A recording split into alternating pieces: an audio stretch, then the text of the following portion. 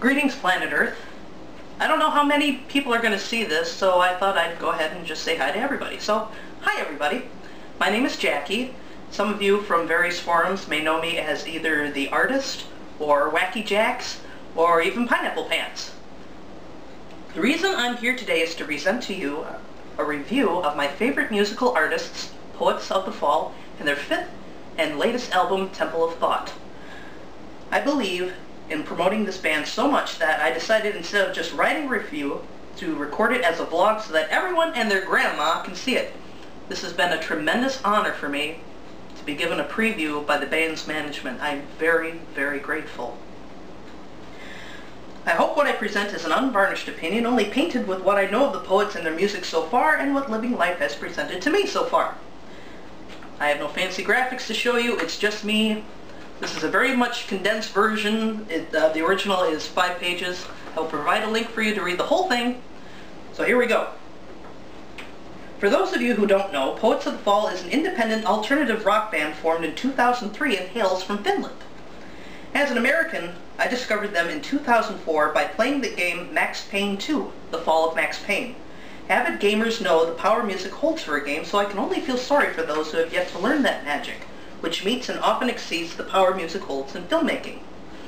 The Poets have come a long way since Max Payne 2, but let me first say that the magic I experienced has never left. Their albums have always gone gold and platinum and have won numerous awards. Let me tell you, they have earned every single one. The only reason I have to call their music alternative rock is because I honestly don't know what else to call it. It's rock and roll with hints of pop and other genres, but it's wildly beautiful with a deliberate sense of melodrama. They have fashioned themselves a far more fitting title, cinematic rock. They're right. I can't just listen to their music, I can only experience it. With Temple of Thought, you can't prepare yourself. Their music took hold of me and whipped me around until I was both upside down and inside out. Thank God there are still musicians out there who can do that to me. Doesn't seem to happen as often anymore. I call Temple of Thought a masterclass of presenting a love story. It's about the many guises of love and the beautiful agony of desire and pain that inevitably come with it. The melodies in Temple of Thought are at once familiar and yet unique again.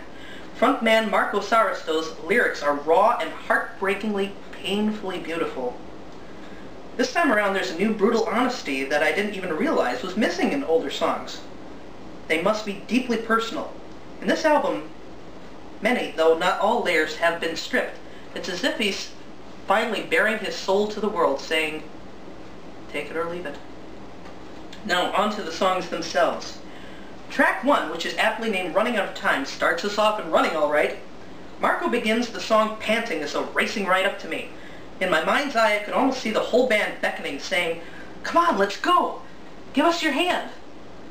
I found myself going something like this. Okay! And then I held my breath and jumped. It's as fast and exciting as a carnival ride with an ending that is deliberately abrupt.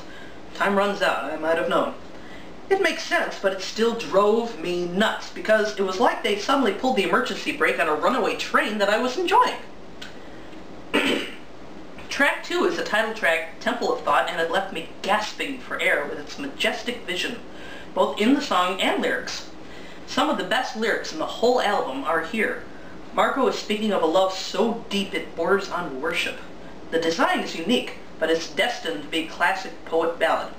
Well, it's built like a rock ballad with lead guitarist Ole playing loud and clear. However, thanks to keyboard artist and mixer Captain's addition of strings in the background, I could easily hear an entire symphony orchestra play this piece, and it would still work. And oh, I really like the ending here. Several Marcos singing all at once. Heaven. I will only touch upon track 3, Cradle of Love, since it was their first single, and is already out there in the universe paired with a video that is deceptively simple, yet has layers many of us watchers are still trying to decipher. I prefer that you watch it and come to your own conclusions. Some people wonder why Marco sings this one almost entirely in falsetto. I don't know. I expect that's one of the many mysteries of songmaking. Is that just where the melody goes and you can't help but follow? Or is that where he pulled the melody to? We may never know.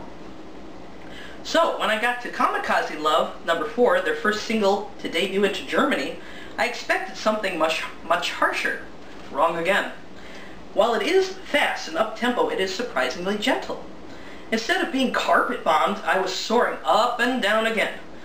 Then I understood the meaning might be about the part of you that is sacrificed for love and sadly often in vain. I can't say I'm disappointed by the nature of the song, but what I am disappointed by is the booklet that holds the lyrics. Guys, I love you, and I am sorry, but I am a bit of a grammar Nazi. It's angels, angels, not angles, twice. However, I was informed in advance that future copies will have a few corrections. And really, I really don't have a right to complain. After all, these guys grew up learning how to speak 3 languages. Kind of wish that happened over here. Alright, moving on to track 5, The Lie Eternal. I'll skip over the spelling mishaps, some of which are possibly deliberate, and just go straight in to the song. The song is built with a bit of a growl at the start, but Marco croons in this one. So tempting, that is, until he almost screams during the refrain.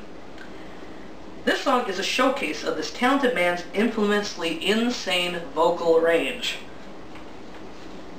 It seems to be built like almost a call and response. At least that's what I perceive. I could be wrong. I'll let you make your own conclusions. Track 6, Skin, is easily the most intimate and painful song of the album. I almost feel like an intruder listening to a love letter of farewell meant for someone else. I know pain, but I don't think I could ever understand this kind of pain. The song ends with a sigh, and one I expect full of regret. By the way, I was not expecting the group shot I found in the booklet, even though the work of art has been parodied a million times over. I admit, as a Christian, it made me raise my eyebrows before laughing. Subtle, guys. Real subtle. Oh, and Captain, it looks like you took your part pretty seriously. I'll say no more. Track 7, The Distance, sounds like a recovery from a tumultuous love that ended some time ago. The echoes that remain still hurt, however. Speaking of echoes, fans will hear an echo of an earlier well-known poet's song. The song design is an amalgamation of past tunes and futuristic electro-pop overtones. It starts with a screechy guitar, but a soothing synth choir joins in almost immediately after with heavy drums that reminded me of songs I heard in the 80s. I want to say it's almost like glam rock, but it's far too modern. Track 8, Show Me This Life, is another energetic, fast-paced song that speaks of a need for intimacy, both physical and otherwise, even if the reason behind it is a shallow one. Marco almost whispers, "Take me home tonight." Aside from the grammar Nazi rearing her ugly head, there's no X in ecstasy. It's a great description of a love that, to me, resembles a terrible and frightening addiction. As for the melody, Ole. At last, Ole is free and we get to hear what he does best. Number 9, Morning Tide, feels like the end of the story, but of course the journey never really ends, as there is always another beginning. This song echoes an earlier song by the Poets, Dawn. And while the tune starts out very sweetly, it swells, much like the tide, with a powerful air of anticipation. It's as if the Poets are asking, what happens next? I'm very pleased to hear Marco's lower tones in this one, although this song also showcases his impossible range. Personally, I'd wish he would use lower notes more often, but again, is that because that's where he wants it, or is that just where the song goes? I also love the piano in this one, and oh, bring your box of tissues for this. Trust me. After being thoroughly wrung out by Morning Tide, I didn't know quite what to expect with track 10, The Ballad of Jeremiah Peacekeeper. The tune is melancholic and almost eerie, with a low synth choir reminiscent of the old spaghetti westerns and drums that sound like a death march. After listening to lyrics that felt so personal, it was more than a little jarring to hear Marco sing in third person. The story is a sad one, seemingly about a warrior, weary, weaponless, and battle-scarred, but who remains steadfast so long as he receives your love. It certainly makes you think, which I believe is the whole point. Some may ask what the last track, the Happy Song, is doing on there. Is it tacked on for just an extra bit of fun? I don't think so. While it was created for the game by Remedy called Alan Wake, American Nightmare, it can still fit in with the theme as a love so wrong it could never be right. The happy song is the theme for Mr. Scratch, who is Alan Wake's dark and very dangerous reflection. After watching the clips, I can only conclude that Mr. Scratch is nothing but pure id. The words are few, the tune is heavy, so feel free to start headbanging. You will enjoy it. After so many emotionally heavy songs, I was actually relieved to hear something crazy and lighthearted. It's a romp, and I know you will love it. And that's the end of this story and my review. Temple of Thought is a wild ride, a masterpiece that will enthrall you like no other. All you can do is hold your breath and hang on. I did, and I know you will too.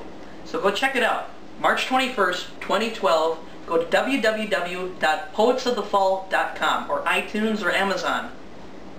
Tell the guys I said hi. Take care. See you next time.